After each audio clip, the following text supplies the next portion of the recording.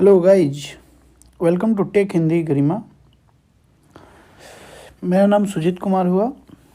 आज हम बात करेंगे house price prediction using AI and ML project के बारे में।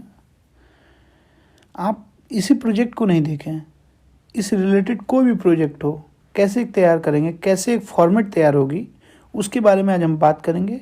रेफरेंस जो रहेगा हमारे house price prediction using AI and ML. उसके पहले मैं ब्रीफ इंट्रोडक्शन बता दूं कि एआई आर्टिफिशियल इंटेलिजेंस आज की जो दुनिया में सबसे ज़्यादा डिमांडेबल और मॉडर्न टेक्नोलॉजी में से गिनी जाती है आर्टिफिशियल इंटेलिजेंस, और उसी का एक पार्ट है मशीन लर्निंग। मशीन लर्निंग आप काफ़ी जगह सुने होंगे।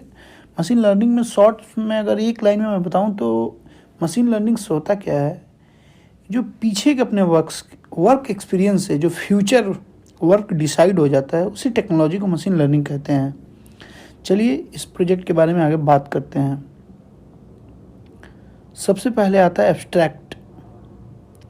जब भी कोई प्रोजेक्ट करते हैं तो उसके एब्स्ट्रैक्ट लिखना ज़रूरी होता है। हाउस प्राइस प्रेडिक्शन का एब्स्ट्रैक्ट लिखे हुए हैं 4-5 पॉइंट, और भी पॉइंट हो सकते हैं आप अपने हिसाब से। एक फॉर एग्जाम्पल है, पहला पॉइंट देखें तो real estate is the least transparent industry in our ecosystem. मतलब क्या हुआ कि रियल एस्टेट जो है वह बहुत, इस इंडस्ट्री में बहुत कम ट्रांसपेरेंसी बची हुई है, जो एक ब्लैक मार्केटिंग को बहुत ज़्यादा सपोर्ट करती है। मान लो अब कोई भी एक हाउस खरीदना है किसी को, अब खरीदने वाले तो ऐसे तो हैं नहीं जिनको 5 करोड़ 10 करोड़ की खरीदना है, वो मार्केट घूम घूम कर पता करते रहें। उन्होंने एक साइट देखा, उन्होंने मार्केट प्राइस देखी, उन्हें जो ऑफ़र बेस्ट लगा, 2-4 ऑफ़र आए, उन्होंने परचेज कर लिया। तो इस चीज़ को रिमूव करने के लिए हम इस प्रोजेक्ट में बात करेंगे। सेकंड पॉइंट अगर देखें तो house price keep changing day and out and sometimes are heaved rather than being best. मतलब बहुत सारी पॉइंटेड है, जैसे कि हाउस की जो प्राइस है जो डे बाई डे भी चेंजेज हो रही है। वो आज कुछ और होगी, कल कुछ और होगी, क्योंकि ये गवर्नमेंट ऑथराइज और गवर्नमेंट स्टैंडर्ड प्राइस उससे ज़्यादा में बिकती है। क्योंकि गवर्नमेंट स्टैंडर्ड पे अगर बिकने लगे कोई भी हाउस बिल्डिंग, तो ये जो प्राइसिंग जो ऊपर नीचे होती है पॉसिबल है ही नहीं। आगे देखते हैं इंट्रोडक्शन पार्ट्स किसी भी प्रोजेक्ट में, उसके प्रोजेक्ट की रिपोर्ट में बहुत ज़्यादा मायने रखता है। उसमें आप उस अपने प्रोजेक्ट में क्या करना है, क्या बताना है, उसके बारे में आप इंट्रोडक्शन लिख सकते हैं। जैसे इसमें 2 पॉइंट हमने लिख रखा है, आप पढ़ सकते हैं। बाकी मोर डिटेल के लिए आप हमें मेल कर सकते हैं, हम आपको इसकी सारी चीज़ें प्रोवाइड करा सकते हैं। आगे अगर देखें तो गोल आता है। This is the very important part of any project. ये जो बहुत ज़्यादा इंपॉर्टेंट पार्ट होती है किसी भी प्रोजेक्ट के लिए, चाहे आप हाउस प्राइस प्रेडिक्शन पे कर रहे हो, या ब्लड बैंक मैनेजमेंट सिस्टम पे कर रहे हो, या स्कूल में। गोल क्या है आपके, उस प्रोजेक्ट का गोल क्या है, और एक गोल ही डिसाइड करेगा कि आपका प्रोजेक्ट किस हद तक और क्या है, मार्केट से क्या डिफरेंट, आप क्या देना चाहते हैं, आप कस्टमर को क्या प्रोवाइड कर सकते हैं, ये सबसे ज़्यादा मैटर करता है। इसमें हमने 4-5 पॉइंट लिख रखी है। अगर पॉइंट को हम पढ़ें तो पहला पॉइंट है कि our goal is to be deliver a perfect software which will be benefiting our user and interactivity वे।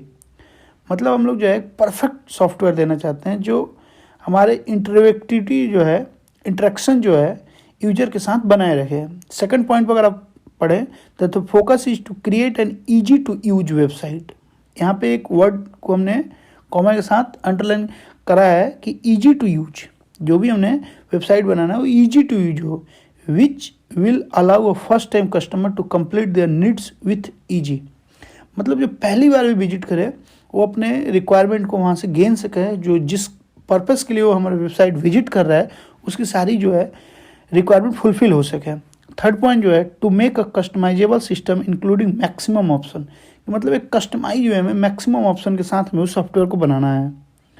बाकी भी पॉइंटेड हैं, आप पढ़ सकते हैं। बाकी मोर डिटेल के लिए हमें मेल भी कर सकते हैं आप। पर्पस, ये भी एक बहुत ज़्यादा मायने रखता है कि पर्पस क्या है। और भी सॉफ्टवेयर है, इस सॉफ्टवेयर को डेवलप करने के पीछे पर्पस क्या है, इसमें भी फोकस करेंगे। इसमें भी अगर 4-5 पॉइंट हमने मेंशन कर रखा है, आप उसे पढ़ सकते हैं।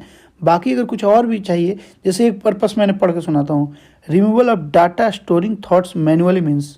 मतलब ये जो डाटा स्टोरिंग जो मैनुअली याद करके हमें चलना पड़ता है कि यहाँ का रेट यहाँ है, वो का रेट यहाँ है, कंपेयर कैसे करें, उस चीज़ को हमने रिमूवल करना है। बाकी पॉइंट्स पढ़ सकते हैं, अगर आपको स्लाइड्स में दिख रहे होंगे।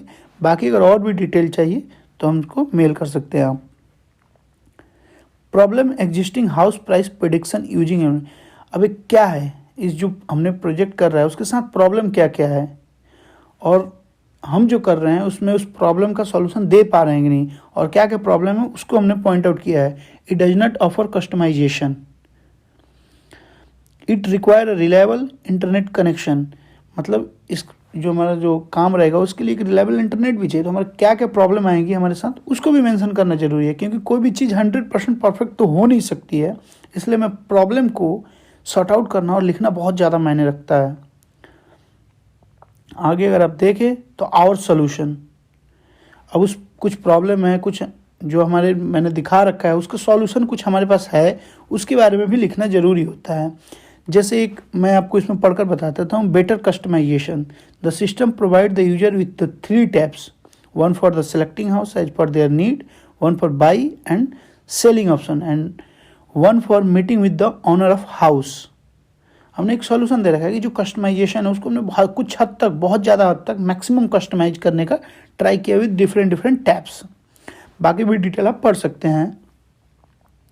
Advantage of house price prediction using, मतलब जो प्रोजेक्ट हमने कर रहा है या हम लोग जो कर रहे हैं उसका एडवांटेज क्या होगा, ये प्रोजेक्ट आप कर रहे हैं उसका एडवांटेज क्या होगा, इसमें भी हमने 5-7 पॉइंट मेंशन कर रखा है। बाकी अब अपने हिसाब से भी मेंशन कर सकते हैं। अगर आप हमसे पॉइंट चाहिए तो आप पढ़ सकते हैं, या कुछ और ज़्यादा चाहिए तो हमें मेल कर सकते हैं। इट, जैसे एक मैं पॉइंट पढ़ता हूँ, it overcomes all the problem of existing system, मतलब अभी तक जो मार्केट में एग्जिस्ट कर रहा है जो सिस्टम है, प्रॉब्लम है, उसको हम लोग ओवरकम करने चाहे। यहाँ पे हमने ऑल प्रॉब्लम लिखा है, लेकिन मैक्सिमम प्रॉब्लम यहाँ पे ज़्यादा बेटर पॉइंट लगता है। Payment can be easily done using online method, जैसे ऑनलाइन पेमेंट का पॉसिबिलिटी कम रहता है, जो एग्जिस्टिंग जो हमारे पास जो सॉफ्टवेयर है उनमें ऑनलाइन पेमेंट नहीं है, तो इसमें हमने सॉर्ट आउट करने का ट्राई करा है, ये हम दिखा सकते हैं। आगे अगर देखें तो सॉफ्टवेयर रिक्वायरमेंट स्पेसिफिकेशन, जो हमारे सॉफ्टवेयर डेवलप करें उसके लिए स्पेसिफिकेशन, ये भी ज़्यादा मैटर करता है, क्योंकि आप किसी को सॉफ्टवेयर डिलीवर करते हो या किसी को बताते हो तो उसके क्या क्या रिक्वायरमेंट है, मिनिमम रिक्वायरमेंट। अब जैसे आप किसी कस्टमर को दे रहे हो, उसके पास एक बहुत लो लेवल का प्रोसेस है, उस पर सॉफ्टवेयर चल पाएगा या नहीं चल पाएगा, ये बहुत ज़्यादा ज़रूरी रखता है, ये सबसे ज़्यादा मायने रखता है। आगे देखें तो डाटा फ्लो डायग्राम, अब इसमें हमने जो रिपोर्ट बनाया उसमें डाटा फ्लो डायग्राम भी हमने एक बनाने तरह किया। जरूरी नहीं कि यही डायग्राम होगा, इसके अलावा भी बहुत सारे डायग्राम हो सकते हैं। फिजिबिलिटी एनालिसिस, इसमें हमने फिजिबिलिटी जो एनालिसिस करना है उसके बारे में भी लिख रखा है। ऑपरेशनल फिजिबिलिटी क्या होगा, टेक्निकल फिजिबिलिटी क्या होगा, इकोनॉमिकल फिजिबिलिटी है या नहीं है, इसके बारे में भी हमने कुछ लिखा है, और कुछ बाकी जो डिटेल है आप खुद से भी लिख सकते हैं। फिजिबिलिटी एनालिसिस जो हमने तीनों का कर रखा है आपके सामने है, लिखा हुआ है, आप पढ़ सकते हैं।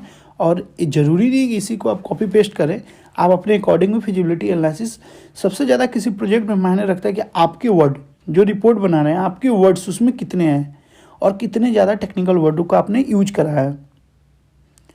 वर्क प्लान लेआउट, अब जो हमारा जो वर्क है वो कैसे, जो ये हमने सॉफ्टवेयर उसका एक लेआउट भी होना चाहिए कि हम इस सॉफ्टवेयर को कैसे डिलीवर करेंगे, कैसे बनाएंगे। तो पहले एक टीम क्रिएट करेंगे, फिर कैसे मेंबर के अकॉर्डिंग बांटेंगे, हमने अपने अकॉर्डिंग अपने पॉइंट लिख रखे हैं, आप इसको अपने अकॉर्डिंग भी लिख सकते हैं।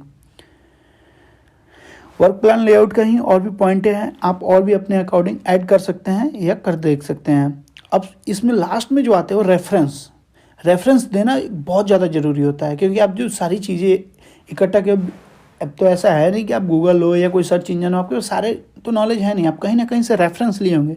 उस जेन्युइन रेफरेंस में ध्यान रखना चाहिए। रेफरेंस देने के बहुत सारे तरीके होते हैं, इसको हम एक अगले वीडियो में बताएंगे।